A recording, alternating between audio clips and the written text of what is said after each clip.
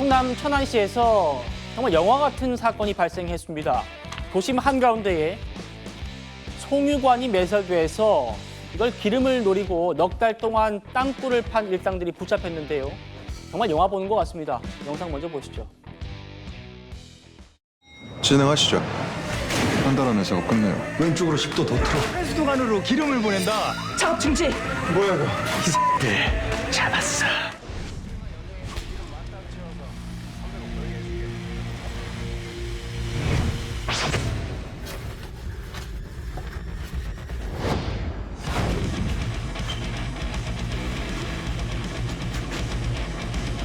선생님! 들어오지 마요! 위험해!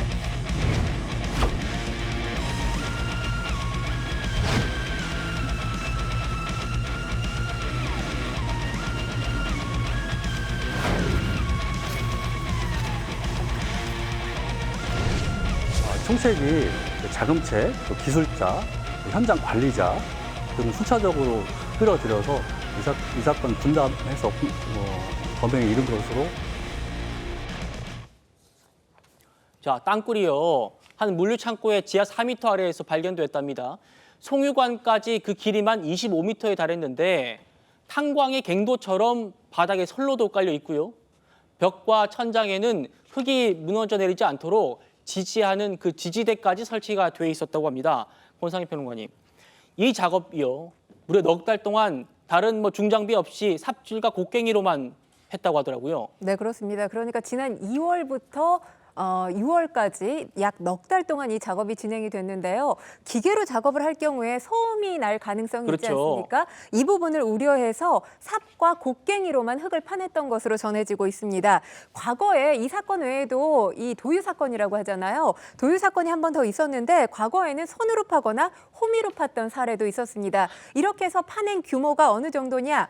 1층에서 지하 4m 아래에 너비 75cm, 높이 90cm, 길이 16.8m가량의 땅굴을 팠습니다. 그렇군요. 삽과 곡괭이로만 이렇게 거대한 작업을 했다는 게 상상이 안 되는데 어떻게 가능했나 봤더니 이 일당 가운데 전문가가 있었더라고요. 석유공사 출신.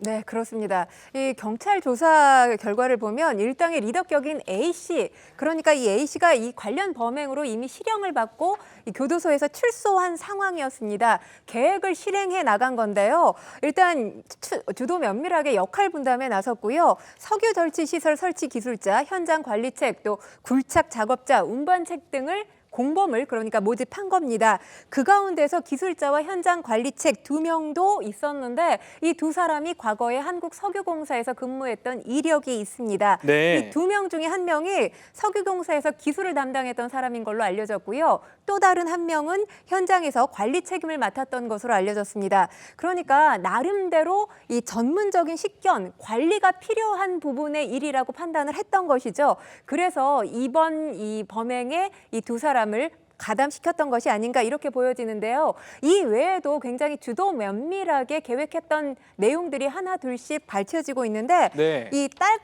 땅굴 시작점인 창고죠. 물류센터 간판을 내걸었습니다. 그러니까 주변 사람들로부터 의심을 피할 수 있는 장치를 마련했다 이렇게 볼 수 있는 거고요.